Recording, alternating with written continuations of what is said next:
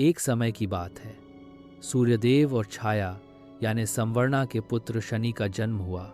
जब शनिदेव का जन्म हुआ उसी समय से उनका स्वभाव गंभीर, कठोर और न्यायप्रिय था। जन्म के समय ही शनि का रंग अत्यंत काला था। जब सूर्य ने उन्हें पहली बार देखा तो वे शनि को अपनाने से हिचकिचाए। इस उपेक्षा से क्रोधित होकर शनि ने सूर्य की ओर अपनी दृष्टि डाली, जिससे सूर्य का शरीर तुरंत काला पड़ गया। बाद में भगवान शिव के आशीर्वाद से सूर्य का तेज पुनः प्राप्त हुआ।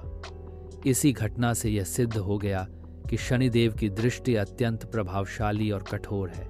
बचपन से ही शनिदेव भगवान शिव के अनन्य भक्त बन गए। उन्होंने कठोर तपस्या की और भगवान शिव ने प्रसन्न होकर उन्हें आशीर्वाद दिया कि हे पुत्र, तुम न्याय और कर्मफल के देवता कहलाओगे।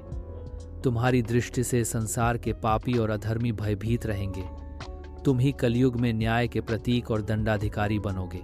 हे शनि, तुम न्याय के देवता कहलाओगे। तुम्हारी दृष्टि से पापी कांप उठेगा और धर्मात्मा को लाभ मिलेगा। संसार में तुम्हें सबसे न्यायप्रिय और कर्म फलदाता के रूप में पूजा जाएगा। शनिदेव का स्वरूप गहरा काला है। वे गिद्ध या कौवे पर सवार रहते हैं। उनके हाथ में धनुष बाण, त्रिशूल और गदा होती है। वे धीमी गति से चलने वाले ग्रह हैं। इसी कारण इनका प्रभाव लंबे समय तक रहता है। शनिदेव कभी किसी से वैर नहीं करते, लेकिन उनके न्याय से कोई बच नहीं सकता। अगर कोई बुरे कर्म करता है तो शनि की दशा या साढ़े साती में उसे कष्ट मिलते हैं, जबकि अच्छे कर्म करने वालों को शनिदेव उन्नति और सुख देते हैं। जब भगवान गणेश का जन्म हुआ तब सभी देवता उनके दर्शन करने आए। माता पार्वती ने शनिदेव से भी आग्रह किया। शनिदेव ने कहा, माँ, मेरी दृष्टि बहुत कठोर है, मैं आपके पुत्र को नहीं देख सकता। लेकिन पार्वती जी के बार बार कहने पर शनि ने बाल गणेश की ओर देखा। जैसे ही उनकी दृष्टि पड़ी, गणेश जी का सिर अलग हो गया। माता पार्वती विलाप करने लगी। तब भगवान विष्णु ने उत्तर दिशा की ओर भागते हुए एक हाथी का सिर लाकर गणेश जी के धड़ पर स्थापित किया और उन्हें पुनर्जीवित किया। तभी से वे गजानन कहलाए। यह घटना शनिदेव की दृष्टि की शक्ति को दर्शाती है।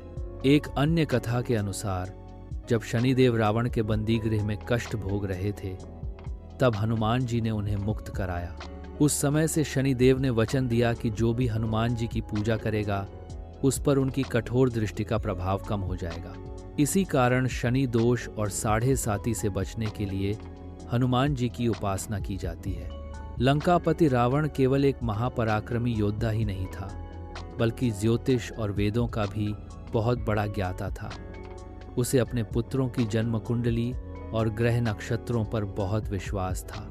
जब रावण का पुत्र मेघनाथ यानी इंद्रजीत जन्म लेने वाला था, तो रावण ने सभी नवग्रहों यानी सूर्य, चंद्र, मंगल, बुध, गुरु, शुक्र, शनि, राहु और केतु आदि को आज्ञा दी, मेरे पुत्र के जन्म के समय तुम सब ग्रह अपनी शुभ और अनुकूल स्थिति में रहो, जिससे मेरा पुत्र अजेय और अमर हो जाए। सभी ग्रह डर के कारण अपनी स्थिति अनुकूल कर बैठे, लेकिन शनिदेव न्यायप्रिय थे। वे किसी भी अधर्मी या अन्यायी के पक्ष में नहीं जा सकते थे।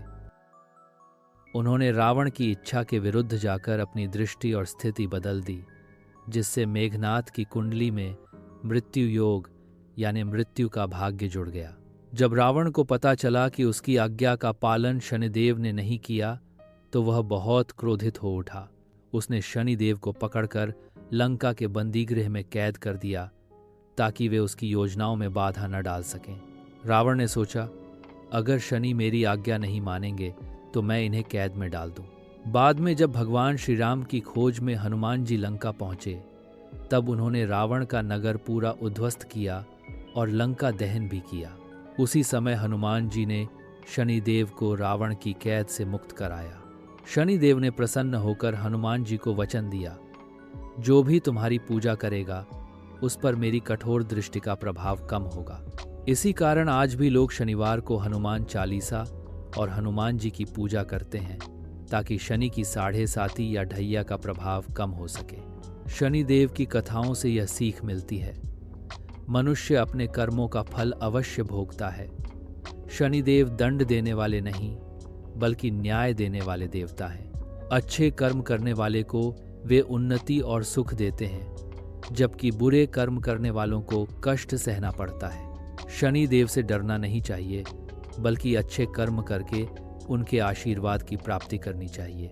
यह कथा बताती है कि अत्याचारी और अहंकारी राजा भी शनिदेव के न्याय से बच नहीं सकता। शनिदेव केवल धर्म और न्याय का साथ देते हैं। हनुमान जी की भक्ति से शनि के कष्ट दूर हो जाते हैं। अगर आपको ये स्टोरी पसंद आई तो लाइक और सब्सक्राइब ज़रूर करना। मिलते हैं अगले वीडियो में एक नई कहानी के साथ।